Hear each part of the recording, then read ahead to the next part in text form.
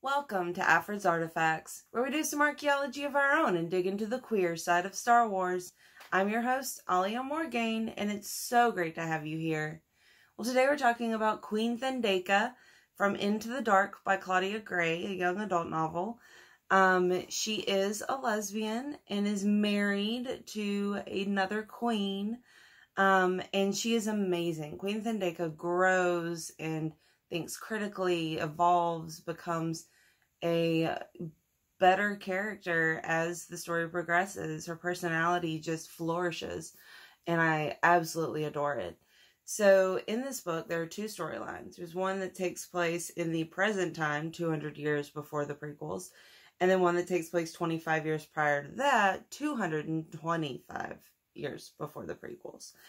And so this past storyline is the one in which there's a hostage crisis for which a few Jedi come to the rescue. Now, to explain a little bit about what's going on, there is essentially a cold war between the planet Eiram and the planet Arano. And Isimer, who is a Lasat, kidnapped Queen Thandeka, who is the queen consort of Eiram. He meant to kidnap the queen regnant, Queen Dima. So he kidnapped the wife instead of the actual queen, which is a problem. But he continues keeping them hostage, her and Monarch Cassell of Arano. So throughout this storyline, we have Queen Thandeka and Monarch Cassell speaking with each other and growing with each other and trying to figure out, what can we do with this Cold War that's been engulfing our two planets. So we get to the, and just a quick brief physical description. We have that she's tawny-skinned, human, and has thick black braids. So to quote some of the narrative, it says, "In the corner, Thandeka's eyes met Cassell's in mutual dread. Cassell whispered, 'I hope the Jedi find us soon.' 'You put more faith in the Republic and their wizards than I do,' Thandeka said. That's funny. It was the first time there had been any edge in his voice, any hint that their worlds were enemies, seeing as how Eiram's the one that begged for their help. I doubt it. Surely Dima would have had more pride, Thandeka thought. Then imagine she were the one safely at home while Dima was in danger. Thandeka would have stopped at nothing to get her queen back. She would have pleaded for help from any who might give it, even the Republic, even the Jedi. Still pride made her add, 'You can't know that.' Cassell sighed, the spark of animosity already extinguished. 'No, I suppose I can't. It's just strange to think of turning to the Republic when we've always guarded against them. Well, swallowing us whole.' 'Maybe we shouldn't have thought of it like that.' She leaned back against the wall and wished for painkiller to treat her throbbing head.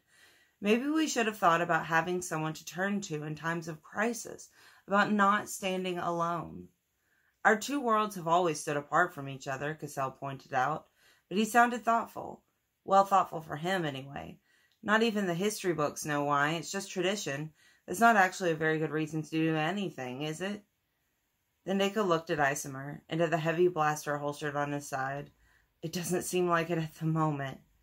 Anything that would have kept them out of this situation, even friendship with Arano, would have been better than sitting here with her wrists bound, waiting to die.' And I think it's cool that the past storyline, when it's focusing on Thandeka and Cassell, it seems like it's really from Thandeka's point of view, even though it's in third person. It really focuses on her thoughts and her development, and I love that. So, continuing on, she's thinking about this relationship between Eiram and Arano. She's thinking about how maybe they're willfully ignorant, willfully independent, and she's processing all this and thinks, how long had it been since anyone had even tried? Sometimes it felt as though Eiram defined itself not by its own merits, but simply as those who stood against Arano. She was beginning to suspect Arano had done the same thing in reverse. Did anyone even truly recall the reasons for all this hate? Were those reasons still valid in the present day? And she says, if we'd made trade deals with the Republic before, the scum of the galaxy wouldn't be trying to edge their way in now. And the main reason we've never imagined dealing with the Republic is because we've never even learned to deal with each other. For so long, they'd been proud of their independence. But at what point did pride become mere stubbornness? At what point did independence become willful ignorance? Wherever that point was, Thandeka suspected both their planets had passed it a long time before. So, Thandeka is also super clever, thinks critically, thinks creatively. She ends up turning on a comm link to produce a burst of static to the Jedi that are coming to rescue them. And it allows the Jedi to find their location, find where they are, and save them, for the most part. So Thandeka is really intelligent to come up with that really creative ploy to just turn on the comm link and let a static burst tell the Jedi where they are. So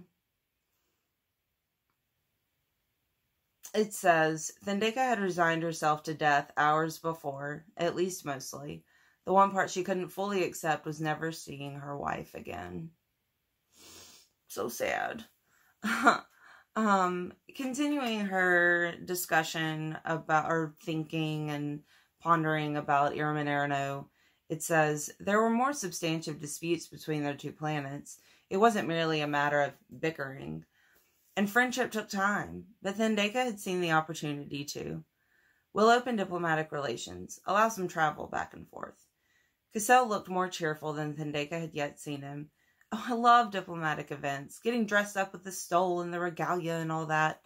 Thandeka couldn't help smiling back at him. I have to admit, Dima loves any chance for us to wear the crown jewels. Sometimes we fight over the best tiaras. That's so cute. I love that. These married queens fighting over the best tiaras. I just think that's precious. So the Jedi come and rescue them, and unfortunately, Isomer, the Lasat who kidnapped them, shoots at them, and Monarch Cassell jumps in front of Thandeka and prevents her from being shot, and he dies in the process. The narrative says, Queen Thandeka knelt beside him, tears streaming down her face. You covered me, Thandeka managed to say to Cassell. You protected me. Why? So you could go home to your queen, Cassell smiled weakly. Invite the next monarch to... His voice trailed off. His eyes went blank. Cassell was dead. The queen leaned down, resting her forehead against Cassell's shoulder, and surrendered to tears. He gave his life for mine. And then we jump 25 years. So we've seen that she has grown. She has realized Eiram and Arano need to open up communication. They need to open up the idea of friendship. They need to come together. And so she ends up being at the dedication of Starlight Beacon and is one of the guest speakers. Because Starlight Beacon is placed close to the planetoid where the hostage crisis took place, which is located between Eiram and Arano. So it says, the queen lifted her chin and the entire crowd fell silent. Something about her presence gave her a great authority. She says, we welcome the Republic, her voice ringing out over the crowd. 25 years ago, we had sealed ourselves off from the rest of the galaxy. We didn't trust the Republic or the Jedi or even each other. All that changed when the Jedi came to rescue me. And the late Monarch Cassell of Arano gave his life for mine. She bowed her head slightly when she said Cassell's name. After that, our worlds began to listen to each other more. We dared to learn more about the galaxy beyond our narrow confines. We learned that independence is an illusion, that no one truly stands alone. We regained the courage to trust, without which we could never have moved forward. To trust is to hope, to believe in a better future, and believe that others will work with us to make it possible.